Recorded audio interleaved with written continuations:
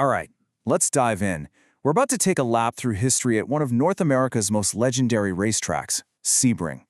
This is a place where, the ghosts of World War II bombers literally haunt the concrete, and every single corner has a story to tell. So let's get into it. If you really want to get Sebring, you've got to look at its map. And I don't just mean a layout of the turns. Think of it more like a blueprint of motorsport history itself. Every corner, every straight, and, oh boy, especially every one of those famous bumps, they all have a story. And that story, it doesn't start with race cars. Nope, it starts with bombers. Yeah, long before you heard the roars of V8s and V12s, the sound here was the rumble of aircraft engines. Sebring's first life, you see, was as a supercritical part of America's war effort in World War II. That's right, it was called Hendricks Army Airfield, and the track's most famous, or infamous feature, that brutal, bone-jarring, bumpy surface? Well, that's a direct result of this history. Those original concrete runways, the ones built to handle massive, heavy bombers, they never tore them up. They are still part of the racing surface today. Can you imagine? It's an absolutely punishing test for any car and any driver. So, the war ends, right? The base is decommissioned, and you've just got these huge, empty stretches of concrete sitting there. They could have just been forgotten, swallowed up by the Florida landscape. But a few people with some serious vision looked at those same old runways and saw something totally different. They saw a racetrack.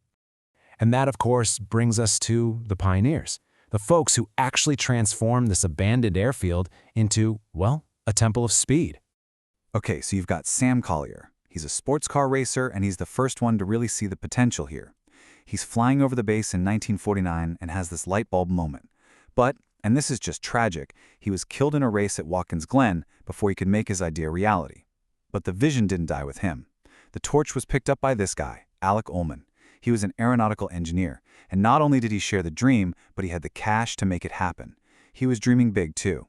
He wanted to create an American version of the legendary Le Mans.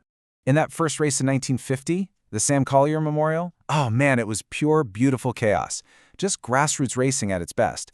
The course was literally marked out with hay bales. And get this, it was so wild that the car that ended up winning, a tiny little Crosley hotshot, was borrowed from a spectator right before the race started. You literally can't make this stuff up. So, even with that chaotic start, the whole thing was a huge success.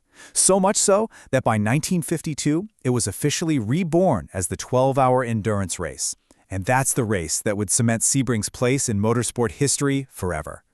Okay, so now that we have that backstory, let's actually take a tour of the track. We're going to use our map here to see how some of these huge moments in history are literally etched into the layout of the place. Our first stop, it's one of the most infamous spots on the original track. We're talking about the area around what is now Turn 7, the hairpin.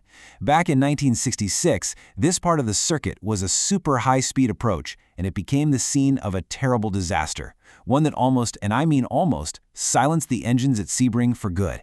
It was just awful.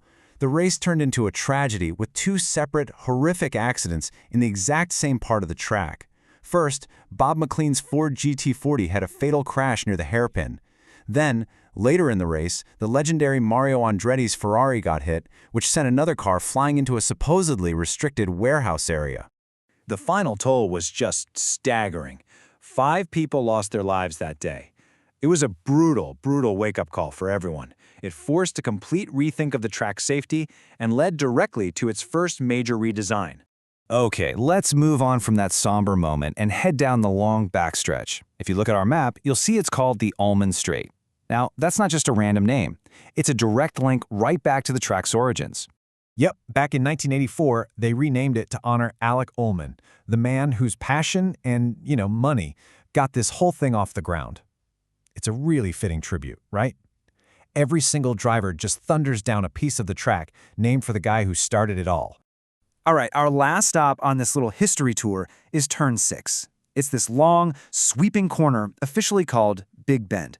But for pretty much any racing fan, it has another, much more famous name. So in '96, they dedicated it to the absolute legend, Dan Gurney, an American racing icon who won at Sebring way back in 1959. And this is just a perfect example of how Sebring honors its champions. They literally make them part of the geography of the circuit. So, these stories about the corners, they're really just small pieces of a much bigger puzzle. The entire shape of Sebring has been constantly changing for decades, always adapting to new safety needs in just the modern world. You can really see the whole progression here. After that '66 disaster, the dangerous Webster turn was gone. Then, through the '80s and '90s, they kept changing the layout over and over to get the track away from the active airport runways. This shortened the lap, sure, but it also created the permanent, self-contained track that we all know today. I mean, the difference is just night and day. It went from this sprawling 5.2-mile course that was literally laid out on active runways to a shorter, safer, permanent 3.74-mile circuit. The soul of the track is still there, for sure, but its actual shape has been completely reformed by time and, frankly, by necessity. So after all of that, after all these changes, what is it that makes Sebring so special? Why is it still one of the ultimate challenges in all of motorsport? Well, I think it really comes down to three things. First, the bumps. That original World War II concrete is an absolute car-breaking nightmare. It demands respect. Second, the test. There's a famous saying that 12 hours at Sebring is harder on a car than 24 hours at Le Mans. Just think about that. And finally, the heritage. Every single lap you take is a drive through more than 70 years of incredible motorsport history. And, nobody said it better than the man they named a corner after. Dan Gurney once said, "A win here lasts forever," and he was absolutely right. Conquering this track, it's so much more than just getting a trophy. It's your permanent mark in the history books. So, from a World War II airfield to a modern temple of speed, Sebring's story is all about constant evolution. The track you see on the map today is just the latest chapter. And that kind of leaves us with one final question, doesn't it? What stories are going to be written on its surface next?